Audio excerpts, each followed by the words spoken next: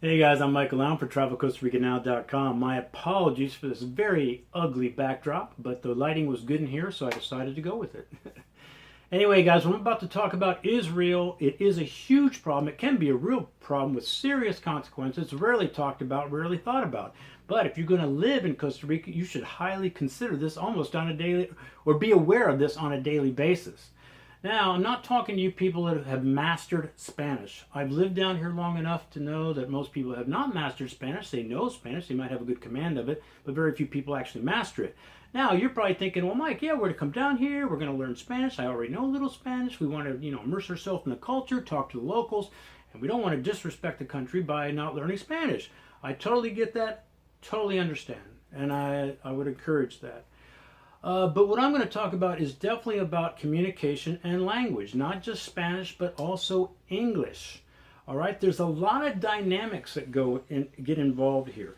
Are you speaking as good as you're speaking? Are they understanding as good as you hope they are?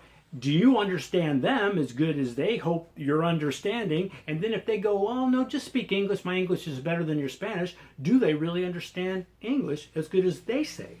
And are you getting your point across? So you see all the dynamics, and you can probably see real quick how things could get really messed up quick. Now, the other problem with that is the universal issue of people saying they understand something when they don't. They might get the gist of it, they kind of get it, they think they know, and what do they do at the end? See, yeah, I got it, I got you. And I'll tell you this, I got a perfect example of this. This happened when I first got here. Me and D'Angelo first got here. We knew a little Spanish. I'm not saying we were totally stupid, but we went in a restaurant, and I heard, hola, ¿cómo estás? I know the guy's name was Mario, or I think it was because I heard the name Mario. I heard fajitas. I heard bueno, que rico. And then I heard especial. I heard some other words. And I was certain that the especial was fajitas, so that's what I was going with. I want me some fajitas. So when he gets over to me again, I say, yes, the especial sounds great, And he's like, okay, especial, I get it. So when he got back, I got an overcooked tuna steak. Because what he really said was, the fajitas aren't that good here, but the special is really good. And then somewhere in that conversation, I was wanting my meat in my fajitas cooked well, so I got a well done tuna steak. And if you know anything about tuna steak, that is like sacrilegious. So you see how that got messed up real quick? Okay, now that's just a restaurant scenario. You can put this scenario in a million different avenues. It can be when you're going through immigration. It can be when you're doing banking. It can be when you're lawyering, when you're trying to start a business, when you're building your house. There can be some serious issues.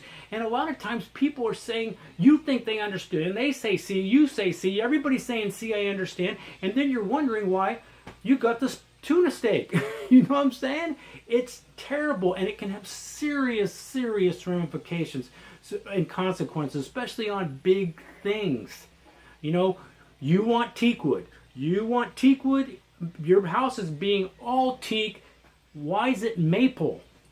What happened? How did this happen that this is not teak wood? I got a pallet loads of maple wood out here. Because you probably said it. You probably admitted to it. You probably said C. You thought you understood. You knew most of the things that were being said. And remember, this can work in the reverse. So he's misunderstanding. You're misunderstanding. You think he understands. You get it. Nobody gets it. And it's totally messed up. And you're wondering why you paid too much. You didn't get what you wanted. And it's a fiasco. I'm telling you, man, don't underestimate what a problem this could be. Now, and then the other thing that can make this 1,000 times worse is this culture, like a lot of cultures. The Asians also do this. The people in the South in the United States tend to do this. But they say yes to everything anyway. Even if, okay, they might understand it, they might not, but they always say C because they don't want to disappoint you. So you already got another problem if there even is a miscommunication. So I hope you're getting it, right? You're getting this? How bad this can go sideways and south really fast. Now for me, I lost a relationship almost solely, 70-80%, because of miscommunication. Because when you're trying to tell people feelings, or I feel like you took advantage of me and this hurts me in my heart, and you're doing, trying to talk concepts and, things that are all this touchy-feely stuff, it doesn't always get across, but you think you know what you said, and this is exactly what happened. I think he understood me. Did he understand me? No, he didn't. He thought I understood him. One time I got him something for a present. I said, I totally understand, but I got him, it was blue. He wanted red. He goes, I told you I like red. I love red. I hate blue. I got the blue one. And that, again, a little thing, but it was way worse than that, and it got way worse than that. So communication is key. So now what can you do about it? Okay, what can you do? So obviously practice your Spanish more is always good. Hey, if you got to pull out the translator, pull out the translator. Now, always recommend, if you're doing something serious, like lawyering, banking, immigration stuff, you might want to take a trusted friend that speaks both. No matter, I know people that have a good command of Spanish, and they still take a trusted friend that speaks both languages just to make sure they're understanding what's going on.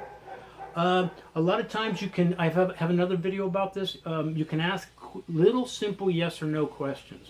Very ones that you make your Spanish very plain of what it is you want, and you expect a yes and no in return. And the other thing is you got to do is you got to watch the work. So when you get somebody working on your bathroom and you want copper tubing, piping, you got to make sure, because he'll have like the plastic, and you don't want that. But there was a misunderstanding, so you have to watch the work. You have to be there. You have to see, make sure that it's the teak wood pulling up to your house.